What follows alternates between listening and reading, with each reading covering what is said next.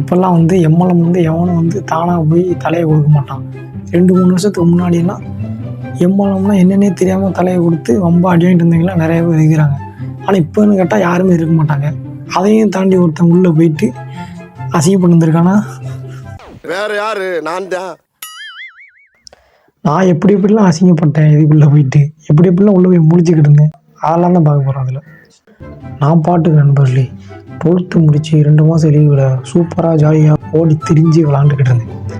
திடீர்னு ஒரு நாள் வீட்டுக்கு வெளியே கதவை தட்டுற சத்தம். யாருன்னு போய் பார்த்தா ஒரு அங்கிள் வந்து நிற்கிறாரு.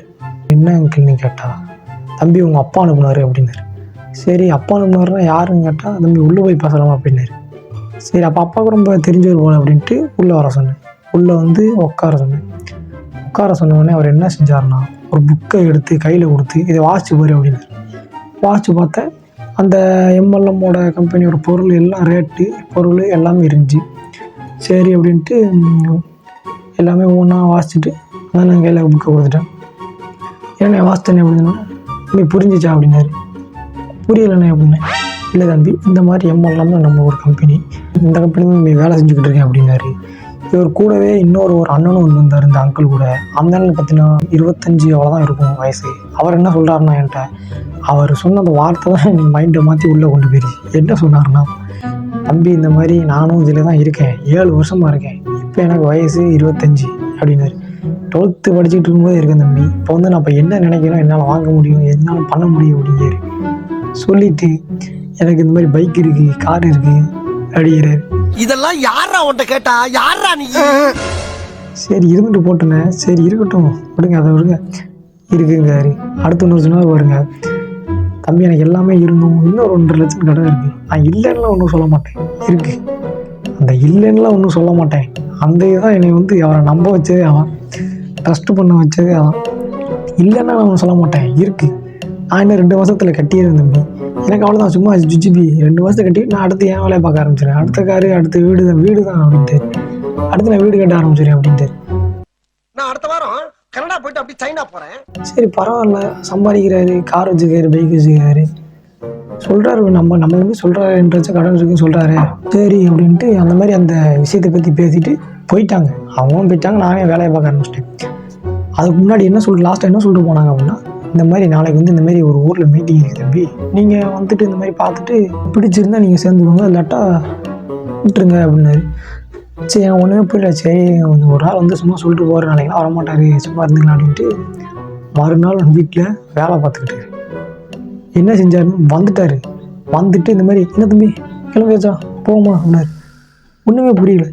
என்னன்னு நேற்று தான் வந்தீங்க, இந்த மாதிரி சொன்னீங்க, இன்றைக்கி வந்துட்டு போவோமா அப்படிங்கிறீங்க அப்படின்னா, ஆமாம் தம்பி நேற்று சொன்னேன்ல, நீங்கள் மீட்டிங் இருக்கட்டு வா, டைம் ஆச்சு போவோம் அப்படிங்க. ஏண்டா கூப்பிடுறானே போகலாமா? இந்த ஒரு தடவை நம்பி போங்கல, என்னதான் செய்யறான்னு பாப்போம்னே. எனக்கு ஒன்றுமே புரியல.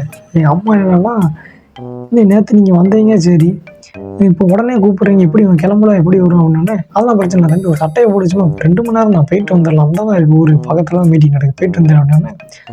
ரொம்ப நேரம் யோசிச்சு நானும் எங்கள் அம்மாவுக்கும் கான்வர்சேஷன் போனப்போ கொஞ்சம் நேரம் கழிச்சு கிளம்பி போயிட்டேன் அவர் கூட. அவர் இந்த மாதிரி சாப்பாடு செலவு எல்லாம் பார்த்துக்கிறேன் அப்படின்ட்டாரு. அங்கே போய் பார்த்தா மீட்டிங்கில் என்னைய மாதிரியே ஒரு 10-15 பேர் மண்டையை கழுவி உள்ளே உட்கார வச்சுருக்காங்க. நான் தான் லாஸ்ட்டாக போய் உள்ளே உட்காந்தேன். அவனை விடக்கூடாது, இன்னொரு பாயாசத்தை போட்டுற வேண்டியது. அந்த அங்கிள் மாதிரி நிறையா பேர் இருக்கிறாங்க, டீம் லீட்ரு அப்படின்ட்டு. அது ஒரு அவங்களும் 30-40 பேர் இருப்பாங்க. என்ன நடத்துகிறாங்க அப்படின்னா, அந்த ஹாலில் மீட்டிங்கில் இப்போ ஒருத்தர் வாராரு, வந்து இந்த மாதிரி கம்பெனி இருக்குது, நம்ம கீழே ஆளில் சேர்க்க நம்மளுக்கு வருமானம் கூட்டிகிட்டே போகும் அப்படின்னு சொல்கிறாரு. சரி அப்படின்ட்டு எல்லாருமே அதை உத்து பார்த்துக்கிட்டு இருக்காங்க.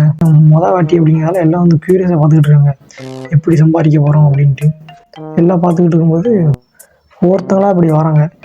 எந்த மாதிரி ஆளுங்கன்னா, விவசாயிங்க இந்த மாதிரி சொல்கிறாங்க. விவசாயிங்க வந்து விவசாயம் பார்த்துக்கிட்டு இருந்தேன். இந்த மாதிரி ஒரு சார் வந்து வந்தார், என்கிட்ட பேசினார், எம்எல்எம் கம்பெனி பற்றி பேசினார். நான் நம்பவே இல்லை, வந்து ட்ரை பண்ணி பார்த்தா தெரியுது ரொம்ப சூப்பராக இருக்குது அப்படி இப்படின்னு வாய்க்கு வந்து அடிச்சு விட்டு, நான் இப்போ இங்கே நிற்கிறேன்னா அதுக்கு அவர் தான் காரணம் அப்படின்ட்டு அவர் ஒரு கைத்தட்டு கொடுத்தாரு.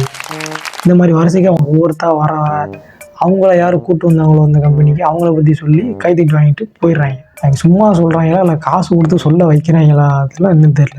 சரி, இப்படி இந்த மாதிரி மீட்டிங் இந்த மாதிரி முடிஞ்சோடனே வீட்டுக்கு 2 பேர் வந்து என் மண்டையை கழுவுனாங்களா மொதல் நாள். அவங்க இந்த 2 பேர் கூடயே இப்போ வீட்டுக்கு வந்து வீட்டில் இருக்கவங்களுக்கும் மண்டையை கழுவ ஆரம்பிச்சிட்டாங்க. எப்படி மண்டையை கழுவுறாங்கன்னா, ஃபஸ்ட்டு ஸ்டார்டிங் வந்து இன்வெஸ்ட்மெண்ட் கிடையாது, எதுவுமே கிடையாது அப்படின்னு சொன்னாங்க. இப்போ வந்துக்கிட்டு 2000 மட்டும் கொடுங்க அப்படிங்கிறாங்க. 2000 எதுக்குன்னு கேட்டால், நாங்கள் ஒன்றும் வச்சுக்கிடலாம் ஒன்றும் கேட்கல. இப்போ நீங்கள் அதை 2000 கொடுத்தா அதுக்கான பொருளை மட்டும் உங்கள்கிட்ட கொடுத்துரும். அதை வச்சு நீங்கள் 20 ரூபா 10 ரூபா அந்த ஒவ்வொரு பொருளும் எக்ஸ்ட்ரா போட்டு விற்றீங்கன்னா உங்களுக்கு லாபம் அப்படிங்கிறாரு. சரி நீங்கள் கொடுக்குறோம், அது காசுக்கு பொருள் கொடுக்குறாரு, ஒன்றும் பிரச்சனை இல்லை, காசை நான் தூக்கிட்டு போகல அப்படின்னு நினச்சா கொடுத்தாச்சு. பொருளை கொடுத்துட்டாரு. இப்போ அந்த பொருளை கொடுத்து நீங்கள் விற்றுக்கோங்க அப்படின்ட்டாரு. இப்படித்தான் வீட்டில் மண்டையை கிளி ஒரு ஐடியா ஓப்பன் பண்ணி விட்டாங்க. பண்ணி இப்போ என்ன சொல்கிறாங்கன்னா, தம்பி போய் விற்று லாபம் பார்த்துக்கோன்ட்டான். சரி ரைட்டு விடுங்கண்ணே நான் பார்த்துக்கிடுதுண்ணே அப்படின்ட்டு, ஏன்னா வெளியே எங்கேயும் போனதில்லை, நானும் போக மாட்டேன். சரின்னு எங்கள் அம்மாவை போக சொன்னேன். எங்கள் அம்மாவும் போயிட்டு எந்த தெருவில் போயிட்டு விற்றுட்டு காசு வாங்கிட்டு வந்துட்டாங்க. இப்போ ஒரு மறுபடியும் என்ன சொல்கிறாருன்னா, இன்னொரு வாட்டி பொருள் உங்கள்கிட்ட கொடுக்குறேன், நீ இன்னொரு வாட்டி அதையும் விற்றுருங்க. மறுபடியும் முதல்ல இருந்தா மொத்தம் ஒருத்தங்க இப்போ என்ன கேட்பாங்க போது நீ அவங்கள்ட்ட இந்த மாதிரி பிஸ்னஸ் அப்படின்னு சொல்லி உங்களுக்கு கீழே அவங்கள ஐடி போட வச்சு அவங்களையும் சம்பாதிக்க வச்சிடலாம் அப்படின்ட்டாங்க. என்ன ஒரு அறிவாளிடா நீங்கள். என்ன ஒரு புத்திசாலித்தனம். அந்த பொருளை யாருமே வாங்கவும் மாட்டாங்க. ஃபர்ஸ்ட் ஆஃப் ஆல் ஏன் அதை வாங்காத காரணம் அப்படின்னா, அது வந்து ரேட் வந்து அது ரொம்ப ஜாஸ்தி. அதனால சரி வாங்க மாட்டாங்கன்னு வீட்டில் போட்டால் இவர் கொஞ்ச நாள் கழிச்சு காசை கேட்க ஆரம்பிச்சிட்டாரு. சரி என்ன பண்ண முடியும், வீட்டில் இருக்கவங்க வேலை பார்க்குற காசை தான் கொடுக்க முடியும். கொடுத்துட்டு சரி பொருள் இருக்கட்டுமே நீர் அங்கேயே தான் இருக்குது, பொருள் அப்படியே தான் இருந்துச்சு. போக போக ரொம்ப நாள் கழிச்சு நாங்களே யூஸ் பண்ண ஆரம்பிச்சிட்டோம். சரி வெளியே எதுவும் வாங்க மாட்டாங்க அப்படின்ட்டு நாங்களே யூஸ் பண்ணிக்க ஆரம்பிச்சிட்டோம். அந்த பொருள் அப்படியே வந்து எங்கள் யூஸ்லேயே வந்து அப்படியே போயிடுச்சு பொருள். அப்படிங்கும்போது அதில் காசும் பார்க்க முடியல, லாபம் பார்க்க முடியல, எதுவுமே பார்க்க முடியல. அதே நேரத்தில் வீட்டில் இருக்கிறவங்க வேலை பார்த்து சம்பாதிச்ச காசு அப்படியே தூக்கி அவர்கிட்ட தூக்கி கொடுத்தாச்சு.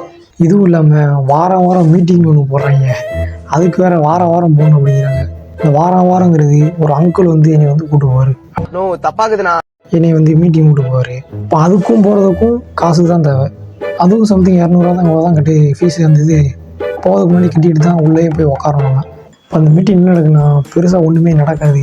இப்போ ஒரு 15 பேர் புதுசாக வந்திருக்கோம் அப்படின்னா என்ன நடத்துவாங்களோ அதுக்கு மறுநாள் ஒரு 10 பேர் இருந்தாலும் அதை நடத்துவாங்க, 5 பேர் இருந்தாலும் அதை நடத்துவாங்க. ஒவ்வொரு நேரம்லாம் நான் ஒருத்தர் 2 பேர் தான் இருப்போம், புதுசாக வந்திருப்போம். ஃபுல்லாகவே மிச்சம் 40 பேர் அவங்க வேலை செய்கிறவங்க தான் இருப்பாங்க, இந்த டீம் லீடராக தான் இருப்பாங்க. அவங்களுக்கும் அதே தான் நடத்துவாங்க. பார்க்கும்போது என்னடா அது அவங்க எப்படி தான் போர் அடித்து உள்ளே உட்காந்துருங்க, அதுவும் காசு கட்டி வந்து உட்காந்து பார்க்குறாங்க மனக்கட்டு. அப்படி இதில் என்ன தான் இருக்குது, ஒன்றுமே இல்லை. சொன்னதான் திரும்பி சொல்கிறாங்க. கேட்டால் அந்த மோட்டிவேஷனுக்கு நாங்கள் வாரம் வைக்கிறோம், இல்லாட்டா நீங்கள் வந்து டிஸ்ட்ராக்ட் ஆகிட்டு எங்கள் வேறு எங்கேயாச்சும் போயிடுவீங்க அப்படின்ட்டு சொல்கிறாங்க. அந்த வாரம் வைக்கிறத தான் இவங்களுக்கு மோட்டிவேஷன் ஆகி ஊராக போகிறாங்க இவளை ஆளை தேடி மறுபடியும் காசு பார்க்க. அந்த அங்கிள் கொஞ்ச நாள் கழிச்சு என்ன சொல்கிறாருன்னா, தம்பி நீ உனக்கு கீழே போய் ஆள் சேர்க்க போகிற அப்படின்னு கேட்டார். புரியல, எனக்கு கீழே போய் ஆள் சேர்க்கணுன்னு. தம்பி ஆள் சேர்த்து தம்பி உனக்கும் காசு வரும், இப்போ எத்தனை நாள் அந்த பொருள் எல்லாம் யூஸ் பண்ணிட்டு செஞ்சுட்டு இருக்க போகிற, ஆள் சேராருன்னு கட்டினார். எனக்கு எதுவும் யாருமே இல்லை, ஃப்ரெண்ட்ஸுங்க இருப்பாங்க, என்கிட்ட போய் என்னத்த சொல்லுவாங்க அப்படின்னு அந்த அண்ணன்ட்ட சொன்னேன். பரவாயில்ல தம்பி, சின்ன பையன் தான் நம்ம தேவை, அவங்க தான் வளர அவங்க குடும்பத்தை அவங்க தான் பார்த்துக்கணும், அவங்களுக்கு தான் ஒரு நம்பிக்கை வந்து நல்லா பண்ணுவாங்க அப்படின்னு சொன்னோன்னே சரி அப்போ அது வரைக்கும் நம்பிக்கிட்டு தான் இருந்தேன், அதில் பண்ணலாம் போல அப்படின்னு சொல்லிட்டு பேசிகிட்டு இருக்கும்போது என்ன நினச்சான்னு தெரில, தம்பி உன் ஃப்ரெண்ட்ஸை பார்க்கலாமா அப்படின்னு கேட்டார். எப்படின்னு இப்போ பார்க்க முடியும் கேட்டால், இன்னொரு நாள் வாரம் தம்பி எல்லாத்தையும் ரெடி பண்ணி தனித்தனியாக எந்த ஊரில் இருந்தாலும் சரி பார்த்துட்டு வருவோம் அப்படின்ட்டு சொல்லிட்டாரு. சரி நானும் அப்படின்ட்டு நம்ம தான்டா ஃப்ரெண்ட்ஸுங்கெல்லாம் சேர்த்துட்டு நம்ம தான்டா இப்போ ஒருத்தர் போய் பேசுவோம், அவன் படைக்கிட்டா போதும், நம்ம கிளாஸே மடக்கி டாப்புக்கே ஏறலாம், நம்மளுக்கு கீழே அவங்க ஃபுல்லாக வருவாங்க, நம்ம தான் டாப்பு, நம்ம தான் அழகாக சம்பாதிச்சிடலாம் அப்படின்ட்டு ஒரு மரத்தனமான நம்பிக்கையில் போயிட்டு ஒவ்வொரு ஃப்ரெண்டாக அந்த அண்ணன்ட்ட இன்ட்ரடியூஸ் பண்ணி காமிக்கிறேன். ஒவ்வொருத்தர் மண்டையும் ஃப்ரெஷ்ஷாக கழுவுறாரு. அவர் என்கிட்ட சொன்ன கதையை எல்லாத்துலேயுமே சொல்கிறாரு ஒவ்வொரு ஆள்கிட்டையும். அவனால் என்ன நினச்சாங்கன்னு தெரில.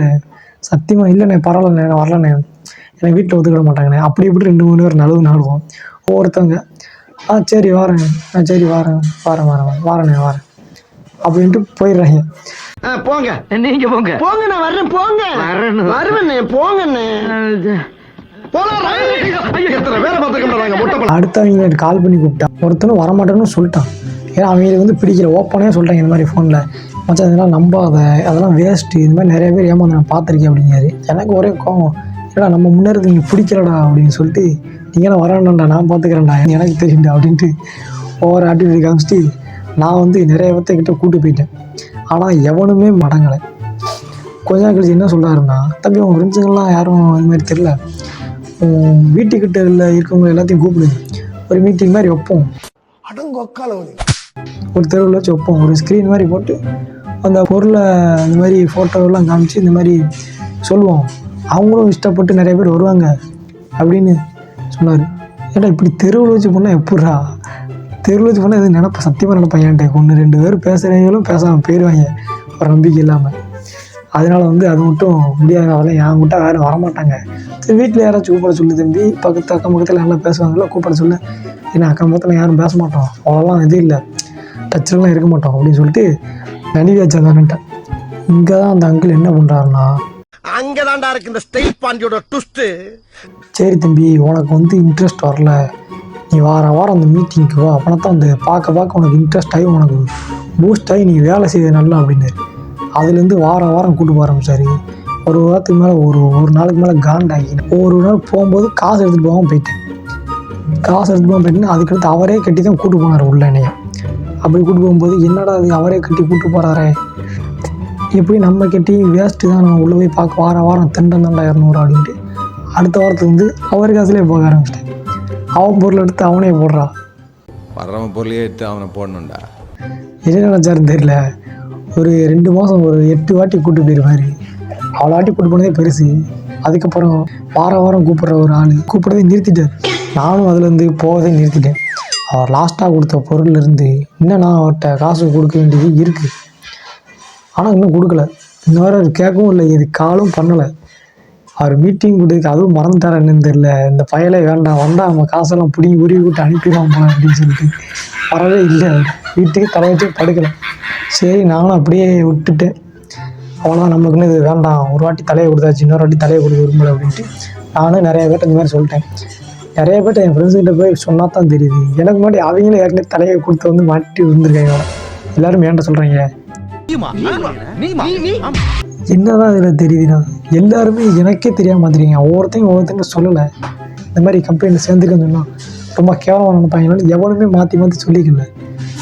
நிறைய பேர் சேர்ந்துருக்கீங்க, அவ்வளோ பேர் சேர்ந்துருக்காங்க. எல்லாருமே ஒன்றா கூடி பேசினா தான் அது மாதிரிலாம் தெரியுது எல்லாமே எதில் சேர்ந்துருக்கேன் அப்படின்ட்டு. இது சுத்தமாகவே ஒரு ஃப்ராடு ஒரு கம்பெனி அப்படி வந்து நான் சொல்லலை. ஏன்னா இதை பற்றி எனக்கு இன்னுமே முழுசாக தெரியாது, இது ஃப்ராடா இல்லை ஒரிஜினலாக அப்படின்ட்டு. ஆனால் இந்த மாதிரி நிறையாவே இருக்குது. எனக்கு தெரிஞ்சது போகாது நல்லது அப்படின்னு தான் தோணும். ஏன்னா காசை போட்டு ஏமாறதை விட காசு நீங்கள் வச்சு அதை வச்சு வேறு ஏதோ பிரயோஜனமாக பண்ணிட்டு போயிடலாம், அவ்வளோதான் சொல்ல முடியாது இதெல்லாம். ஏன்னா அவங்க பேசுகிற பேச்சுக்கு சும்மா ரோட்டில் போகிறன்னு கூப்பிட்டு பேசினாலே மண்டையை கிழவி உள்ளே விட்ருவாங்க, கம்பெனியில் சேர்த்து விட்டு கொடுங்க 2000 கொடுங்க அப்படிம்பாங்க. ஒரு கட்டத்து மேலே அவங்க மாறுவாங்க, 2000 கொடு நான் போகிறேன், 2000 கொடு நான் போகிறேன் அப்படின்னு ஒரு மாதிரி ஆயிடுவாங்க. 2 ரூபா கொடு நான் போறேன், 2 ரூபா கொடு நான் போறேன், 2 ரூபா கொடு நான் போறேன், 2 ரூபா கொடு நான் போறேன். இப்போ திடீர்னு வந்து இவங்க தெரியாத